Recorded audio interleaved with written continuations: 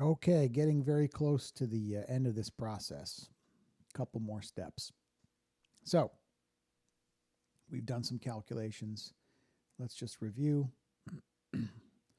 We've done the allowable strength design and determined our plastic section modulus that we need. We've determined our nominal shear and the area of the web that we're going to need. So now we're going to go to this website here. And I don't think I can embed a link just yet. I'm waiting for YouTube to set that up for me. So you'll just have to type that into your URL. When you get to that web page, you're going to select steel sections, then wide flange steel beam, and then click the properties button. So here's what that looks like. When you click the properties button, you'll see all the properties of these various wide flange sections, W sections, or again, some people call them I-beams. But technically that's a different type of section. Scroll all the way down through the list. You will find the plastic section modulus, and it's around the x-axis that we're concerned about. Of 17.4 is the smallest one that's larger than our calculated required section modulus that I showed you there just earlier. The value was like 16.2, and the units are inches to the third. And it's not volume, it's not cubic inches. It's a weird kind of unit. You're just going to have to roll with it. So that section that meets that section modulus is a W12 by 14.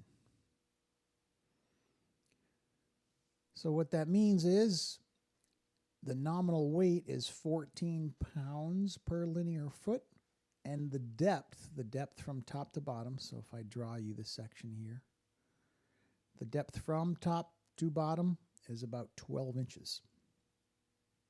So that's great. Now we need to make sure it complies with our shear requirements. So click on dimensions. That'll take you to this page. And we need to check the area of the web. Now they don't give you that directly. They just give you the depth from top to bottom and the thickness of the web.